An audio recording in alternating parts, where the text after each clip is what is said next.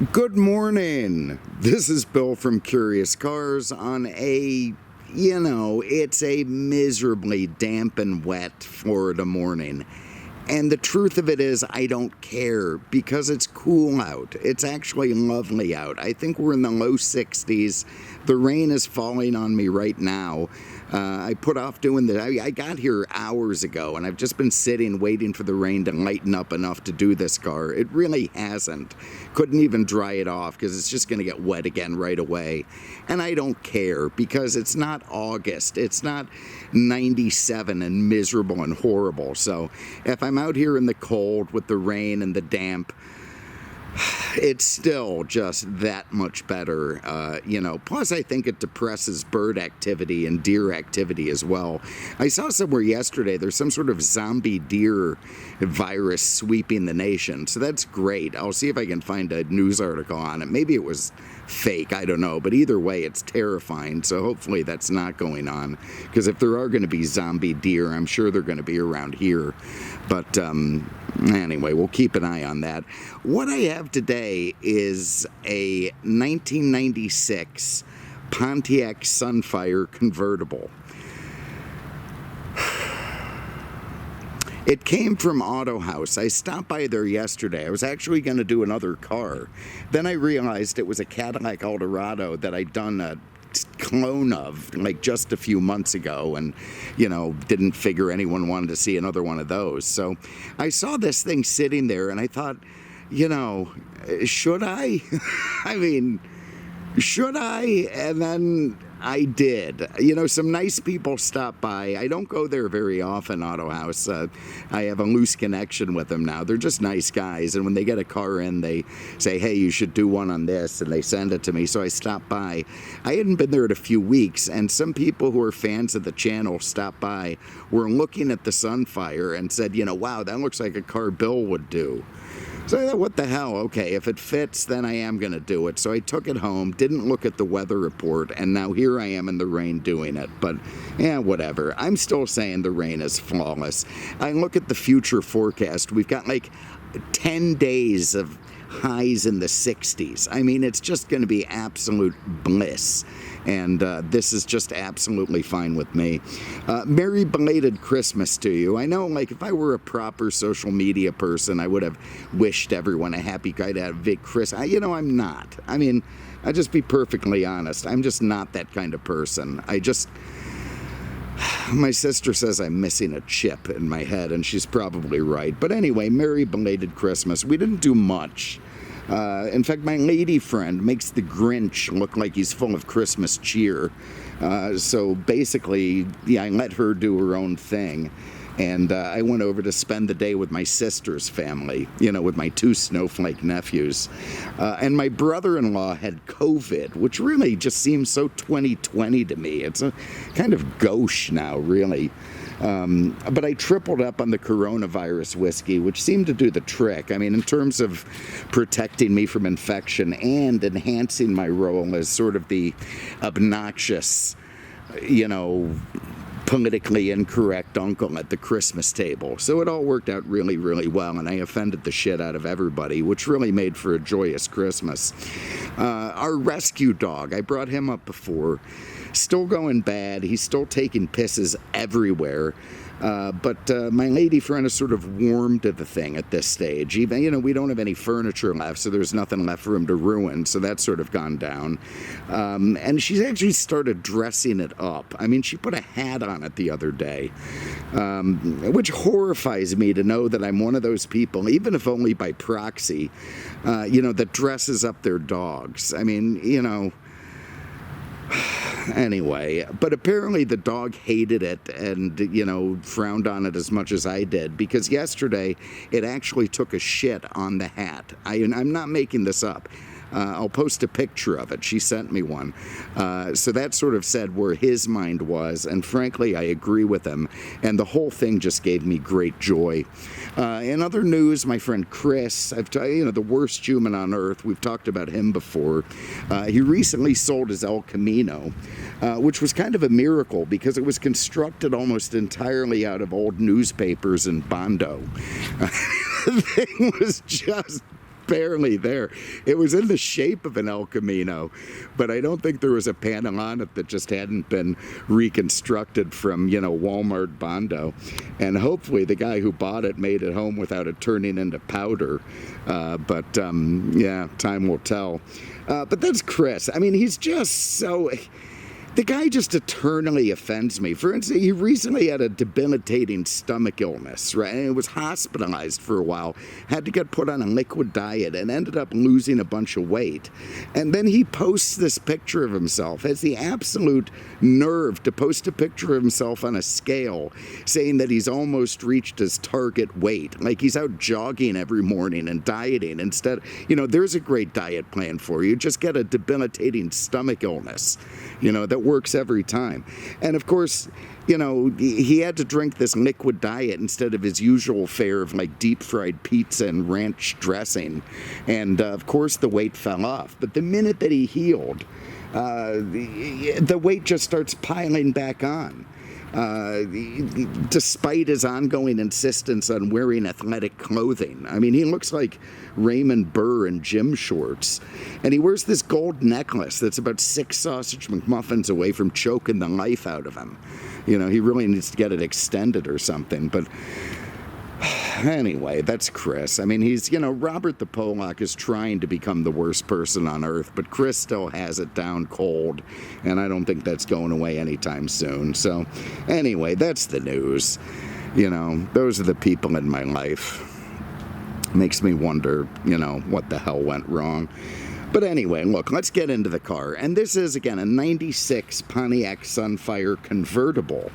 And for all I know, it's the last remaining one in existence. I mean, these things, there can't be too many of these left. I mean, they were basically disposable, when they were built. They weren't always given the best ownership. They passed through a multitude. I mean, people didn't really buy these cars to keep them forever, so they sold them, who sold them, and sold them again. And most of them just ended up in the scrapyard for sure. To see this one sitting here in really remarkable condition is just absolutely shocking. And kudos to Autohaus. I honestly thought that when I was there, I was the only guy who bought really screwed up shit like this. But apparently someone down there has the same weird taste that I do. And here it is. So in its day, it was the lowest price drop top you could buy in the United States. That and its Chevy Cavalier cousin. They were under 20 grand in 96, which actually sounds like a lot to me, but I guess it wasn't at the time, particularly for a convertible. And it was styled to look like the Firebird of, its contemporary Firebird at the time, which was, theoretically going to give budget-conscious shoppers a chance to let some of the prestige and class of an F-body rub off on their lighter wallets. And, when I think about F-bodies, I don't think about condoms and whiskey in the back seat on the way to a Loverboy concert. I think of the American College of Chess Physicians, showing up in their Firebirds. Anyway, so that's what this car was supposed to look like. But I look at it now, and it doesn't really please my eye, and I'm not seeing it. I mean, I see less Firebird in it, and more almost like a third-generation Corvette had a lustful tryst with a 97 Honda Prelude in a Hardee's bathroom somewhere, and ended up having, being blessed with an unfortunate-looking child afterwards. I mean, it's just, to me, it's not that appealing, even if apparently it was at the time.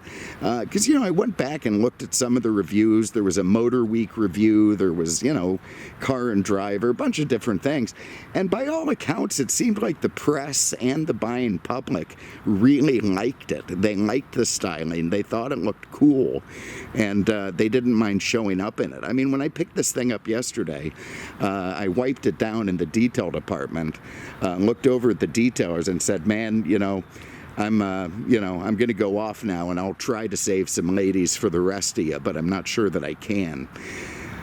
I just don't think this car has the impact, But apparently at the time it did.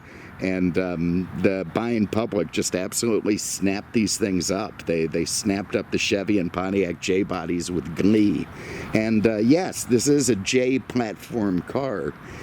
Used by GM from 82 all the way through 2005. You want to talk about a long-running platform. Obviously there was some tweaking and improvements made along the way, but it just ran for a long time. It was originally intended for Chevy and Pontiac only, the J platform, but was quickly expanded to Buick, Oldsmobile, and even Cadillac.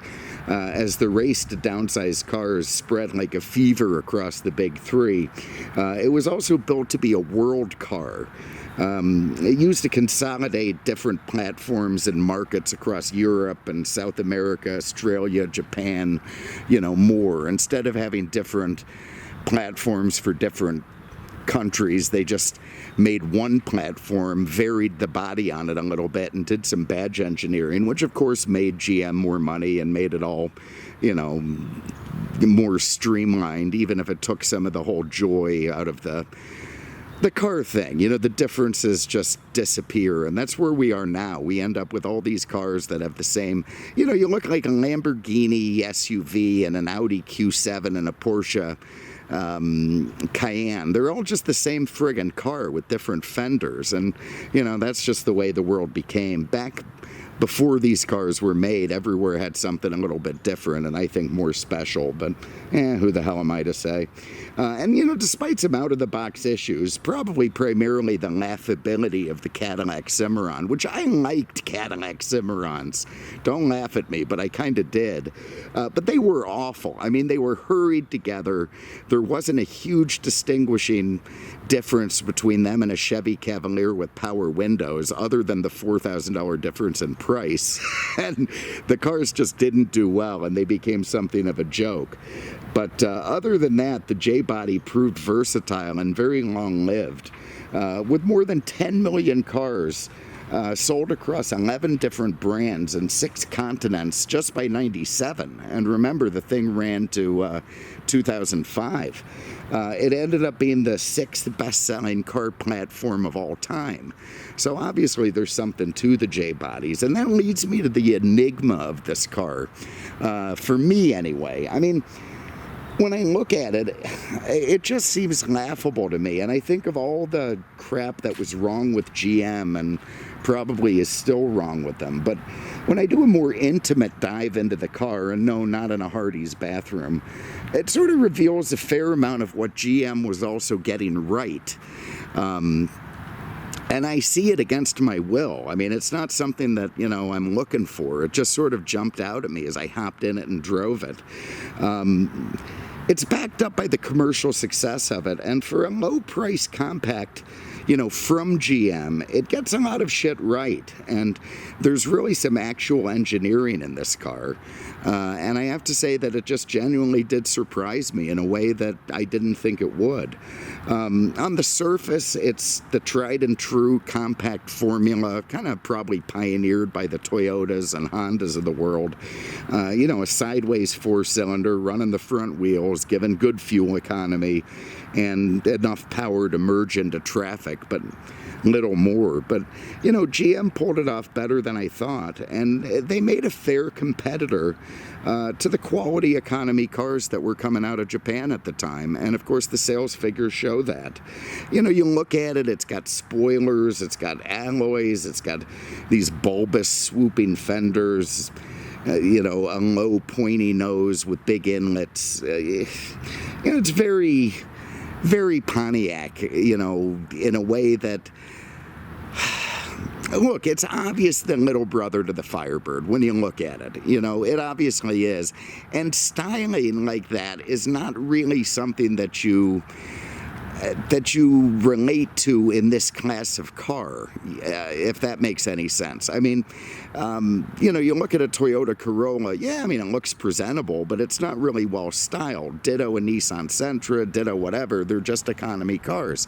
I mean, you look at this thing and, look at a swoopy front end with the inset headlights and the big air scoops with the leaf in them, didn't see that. And, you know, the thing was obviously styled to appeal to people, and I guess that's something that I can appreciate to some extent. So I tell you what, I'm going to pause here for a minute, dry my glasses off, get my shit together. I might even dry the car off because it stopped raining, and it might be time to just very quickly run the convertible top. I didn't think I'd have a chance to do that. Then we'll go over this particular car a little bit more in depth. So bear with me one moment. Alright, so there's a very precursory dry off. Let's run this top while we have a little break, well, almost break in the rain. So I hop in here, fire it up. I don't know if we need it fired up, but what the hell. The key in. Alright, now I saw this on Motorweek. I haven't tried, oh my god. The wipers work. Haven't tried it yet, so apparently push that. Pulled down on this. Holy shit. Okay, and this actually runs the top. That's the switch. Down it goes, and those back windows go down, which are fixed until the top goes down. Now I can run these windows down, get that guy back up, and I will say, I mean, it's weird, but it is a little bit ingenious the way that worked. Almost a joystick control for the top. And then, you know, there it is. There's your Pontiac Sunfire ragtop in flame red. And, you know, I guess to maybe Canadians or some other people, this is a very adequate car. Like this Pontiac thing in the back. It's ridiculous. But anyway, there's the top down. And, you know, again, if you're on a budget and you wanted a ragtop and it had to be new and you didn't want to spend a ton of money, I guess this would be the way to go. So let me pause there. I'm going to get a couple shots with the top down, and then we're going to put it back up before the rain starts up again. So hold on one moment. All right, so let's see if the top goes back up as easily as it went down. So we pull our little dongle down. That is just so weird. God, I just can't see that not breaking quickly. But anyway, for the moment, it appears to be working. So if I press that forward, yeah, there it is. Then runs the motor, runs the two windows. I'm not twisting around to show you the under window. You just have to trust me. All right, comes down. Yeah, you know, well, I don't know. This goes down. I have to pull that now. All right, just push hard. Yeah, look at that. I have to say, that's pretty unique way to run a top. I've never seen that before, and apparently works pretty well. That top was made, by the way, by American Sunroof Corporation. GM subcontracted them out. They weren't built in-house. Most of GM's convertibles were that way. And there it is, the top back up. So that's the kind of shit that I'm talking about, where the car just seems a little bit better engineered and a little bit better than I thought it was when I first took it in. And frankly, I was out of the country in the late 90s, so I wasn't around for when these things were new. It came out in 95, and this is really my first experience with them. I really don't like the styling of 90s cars, so I've never had much of an interest in them. But I'm impressed. I'm gonna, you know, look, don't rag on me too much for that. I know it's a Pontiac Sunfire, but I'm a little bit impressed at how tight and together the thing is, and how it operates, and even how that top operates. It's kind of trick. So anyway, I'm gonna pause there, and we'll get back into it in a minute. So bear with me. All right, so let's have a look inside the trunk and start diving into this thing. Remote keyless entry, not bad for 96 on a cheap economy car. Oh God. Oh, actually, I'd forgotten about this. Okay, this gives me a quick chance. Viewer mail. Lucky enough to get 2 packages this week from nice people. This guy, I already opened it up. The Field Guide to Dumb Birds of North America. Love it. I've actually been slogging through this at night. Very nice guy, Mr. Kevin Dunn. Appreciate that very much. That's a book that I will cherish and add to my collection. Thank you so much for that, and boy, is it useful. This one came actually to Peter's place. Let's have a look at that. See what's in here. Oh God, you can't do any of this one-handed. Hold on a sec. Let me bear with me. Well, I have to say, this is absolutely lovely. A nice gift from the UK, a Christmas gift, some cheer, which is nice because I really didn't get shit from anyone else. You know, I gave great gifts this year, and I got, honestly, socks and an instrument cluster for an old Camaro that I had asked for specifically and sent a link to. That was it. Otherwise, no great surprises. But this is a lovely surprise. Looks like from a Mr. Fark. It's hard to read the name. Out of the UK, appears to be from England. There's this lovely card with complimentary things, and let's see. Can't get that open, but anyway, very, very nice. Good Christmas. Lovely guy. And look at this, a pair of bright red driving gloves, which we are going to put to use today, this very minute. I'm going to drive this car in with those, so absolutely lovely. And to anyone who's ever sent me anything from whiskey to you name it, I appreciate it very much. Thank you. And it means more than you could ever know. I mean, I am absolutely humbled that anyone watches these reviews at all, let alone thinks enough to actually go to the post office and mail something. That just is astounding to me, and I can't thank you enough for that. Anyway, here we are inside the trunk, which is, you know, it's a decent enough size, and this car does have some pretty good room inside. God, I can't get this knife closed now. Everything is so hard one-handed, and I end up needing stitches. But anyway, you can see that it's pretty, I don't know what that is. It's just whatever.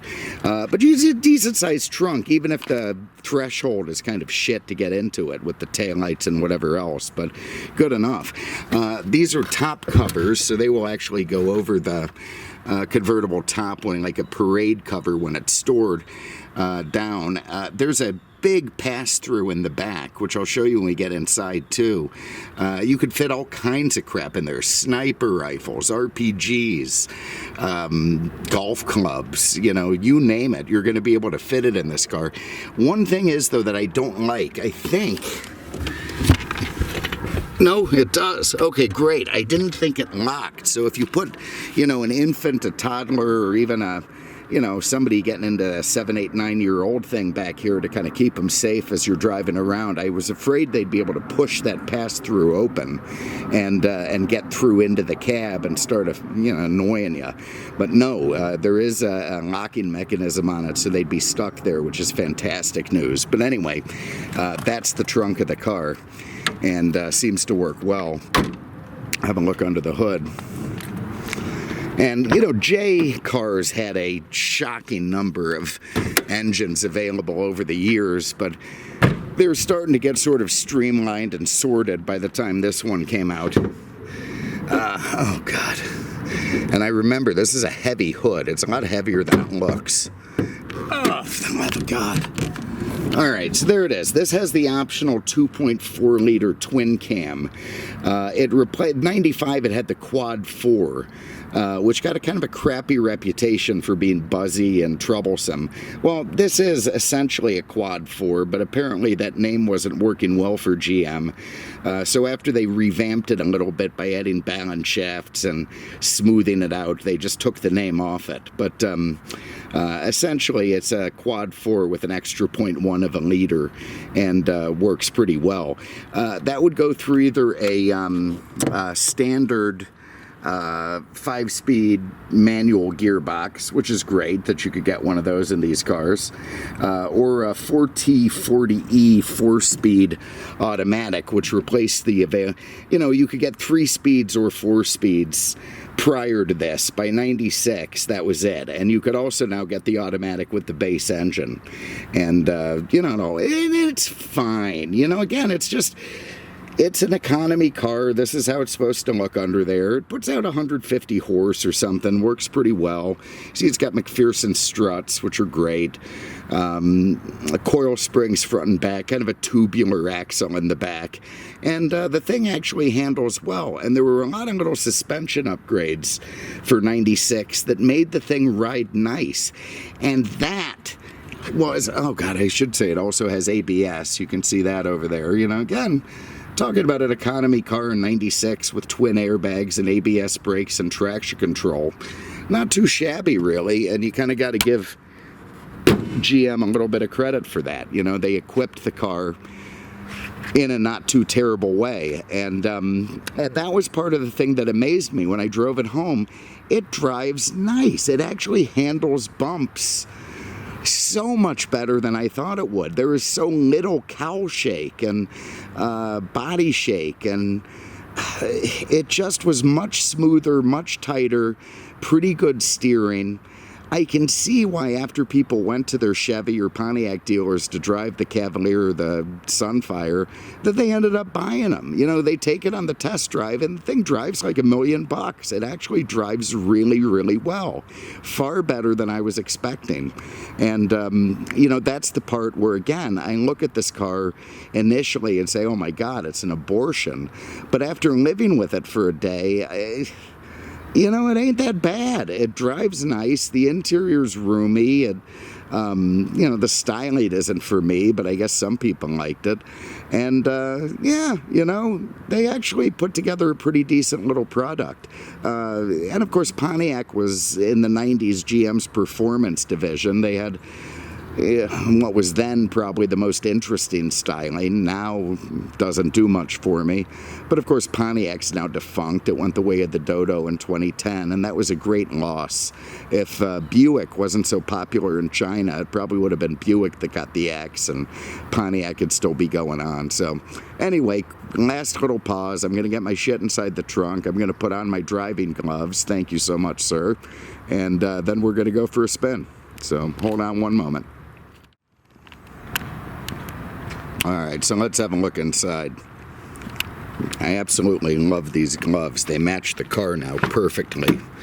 This is really going to help me with the ladies even more than I was already going to do just with the Sunfire.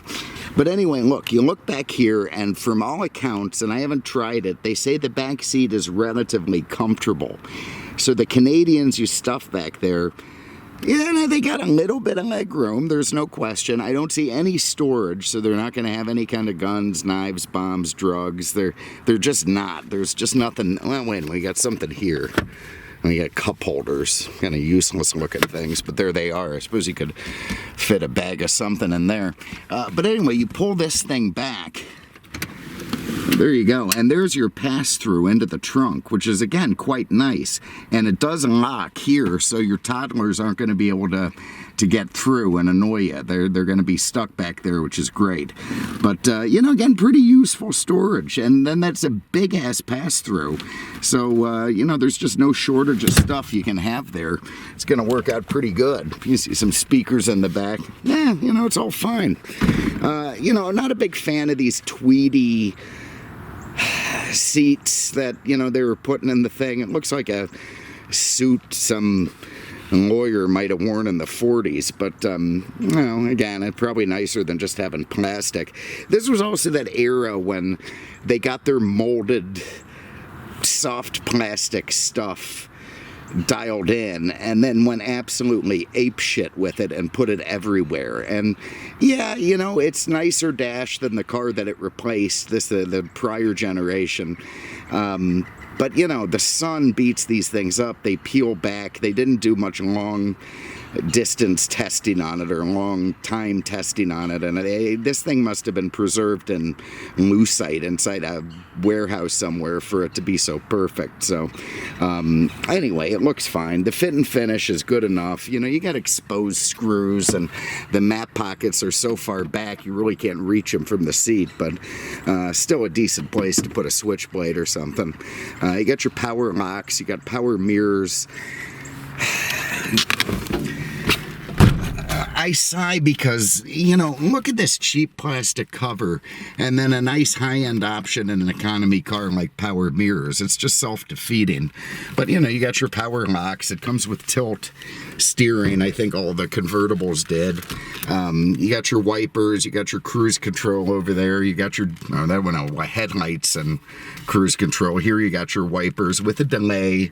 You got your dimmer here. You know, the steering wheel, nice enough to grip, and has radio controls in it, which, you know, again, is a higher end option on a lot of cars. You've got a trip odometer, you got your 56,000 miles on this thing. You got a full gauge pack. Well, you got enough gauges. You got your, actually, you don't have anything close to a full gauge package, but you got a tach, you got a water temp, you got 110 mile an hour speedo, and of course your fuel, your hazards here, and that cheap little switch. The dash vents are kind of strange looking, but they work. It has an enormous glove box. I don't know, they said it might be room enough to put in a 6-pack and a, you know, ice pack or something, which I guess it is. Whoever owned it was a freak. They have their tire pressure thing on one of those label makers. Sort of explains why the car looks the way it does. Anybody who does that probably has a human foot collection and is not somebody that you want to screw around with. Let me fire this thing up. I should have pulled the keys before I got in it, but maybe I can reach them. Yeah, here it is. It's got one of those second-gen GM passkey. The chip's in the key now, and apparently that helps keep them safe from being stolen. But we'll put that in. Oh, for the love of God. I whirled for a third hand. All right, there we go. So that, there's the wipers. Ostensibly the Tech 4, which it has a Quad 4, fires right to life. 2.4 liters of raw power. And it's, you know, it's smooth enough. Come over to here, you have a pretty nice in-dash CD unit and stereo, even if it's, again, that cheesy Pontiac style that I'm not a big fan of, with these sort of bulbous, weird-looking buttons. EQs were, of course, a big thing in the 90s, and late 80s even, but the thing that always pissed me off about them is your passenger would get in the car and instantly think he's some kind of friggin' sound engineer and start messing with your levels that it might have taken you weeks to tune in the way you wanted to. And you just want to beat him. You want to smack his hand away. You know, just stay away from that thing. I got it set the way I want it. Fucker. Anyway, you got kind of these cheap but, you know, adequate climate controls. I got my drink there. A weird looking center console. Again, they could do all that. Just because they could do a thing doesn't mean they should, but they did in this car. And they just have all these swoops and curves in the dash that I find a little bit unappealing, but probably work fine. This big lewd-looking shift knob, that's your traction control switch on the side. You got your e-brake. You got your power windows here with a Pontiac logo. You got this weird little dongle of a center console with storage for both cassettes and CDs, so she goes both ways. You have one cup holder in front that the front passengers can fight over, 2 in the back, 1 in the front. Interesting. And there it is. Up here you have a mirror with built-in map lights, and of course that crazy dongle for the top. This is a convertible, so you get two of these cocaine mirrors here. You can check your nose, check your status. They're not illuminated, so you're gonna have to do it in the light. Get my seatbelt on. Oh, for the love of God. You know, anyone under 35, enjoy it while you can, because after that it's just a series of, you know, back pain and other miseries that just course through life until you die. Anyway, you know, it looks good.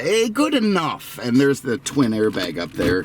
And again, you know, it feels pretty roomy in here. My seat's not all the way back, not even close, so a much taller guy could drive this. And, yeah, again, I see why these things sold. I do. Let's see if we can do a little quick burnout in Peter's driveway in the water. Yes, we can. Traction control doesn't kick on really quick, which is a good thing. I'm in 3rd gear, not drive. It's a weird little dongle it has there, light to dial that in. It's kind of annoying having that bright light. I don't feel like you need it, although it did alert me that I was in third, so I guess it did do that right. We got some crazy old lady in her bathrobe here. I don't want to roast the tires in my Sunbird and turn her on. Where's all that coming from? Now we've got condensation on the window. Let me get the defrost on. There she is. That could be a dude, actually. There we go. Turn that fan down. Let's do that again. Now we're on time. Let's see if it'll peel out on it. Is that a deer up there? Oh, yeah. Listen to that torque. It's actually got a little growl out of the exhaust pipe, which sounds kind of cool. I have to... God, here I am, like, loving on a Pontiac Sunfire. I never really thought it would come to this. And here it is. But look, man, the thing... There it is. Is that a deer? It is. It could be one of those zombie deers. Hang on. I can't zoom with these gloves on easily, but... Oh, shit, he got out of the way. He was limping weird. Where is that thing? There he is. Yeah, forward-facing eyes. Big, big fangs on him. How am I not seeing him? Where is he? There he is. There's that little bastard. You just stay back there. Hopefully none of his friends are around. Anyway, back to the car. So look, it does what it's supposed to do. The transmission shifts well. I won't say imperceptibly, but well. The steering is nice. It's rack and pinion. It's light. You know, that was something they apparently dialed in 96. And yeah, and more than that, man, the way it goes over bumps really impresses me. I mean, they are muted Cadillac style in this little fecky economy car. Very, very impressed with that. And I imagine that's also what impressed some of the buyers back in 96, you know, when they went to size this thing up against a Toyota or a Honda or something. And, you know, that's probably why a few people who, you know, couldn't imagine themselves driving one of these ended up in one, because the thing actually drives pretty nice. And, you know, the top, it has a headliner. It seals pretty good. It seems quiet. Some nice wheel spin there. Torque steer isn't that bad. You know, however they engineered that, it worked out pretty good. And the thing just goes down the road pretty decently. So I really thought this review was going to be much more hate-filled, and between you and me, I'd never drive it, okay? Let me just say that. I mean, even with the gloves on and all the ladies who look at you wistfully and want to ride in your Sunfire, you know, despite all that, it's not a car that I would honestly drive, because what worked for it then, the funky styling, the swoops, the curves, to differentiate it from other economy cars, now looks a little bit silly because it just doesn't have the impact, you know, 30 years later, whatever, that it had then. Now it just sort of looks out of time and out of place. But it does drive nice, and it does feel like a decent middle economy car, and it's probably safe enough, and the top goes down. And frankly, it's a collectible of sorts that's, you know, 50,000 miles and bright red that's pretty cheap. So yeah, there it is. Look, if you have an interest in this thing, give the guys at Autohaus a call. 239-263-8500. Very nice guys there. And otherwise, I'm going to try and come up with some more fun stuff, some more cars, try to get a few more videos out, which I know I haven't done, but, you know, I got to find the ones that make me want to do a video, and they've been few and far between lately. Thank you very much for having a look. Really appreciate it. We will see you at the next one. Take care.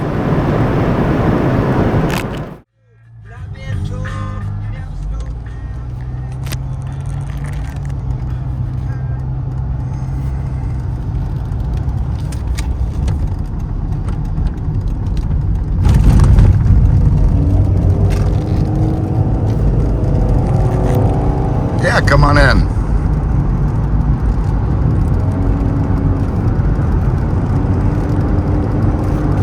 I tell you, it's the Korean car drivers almost every time.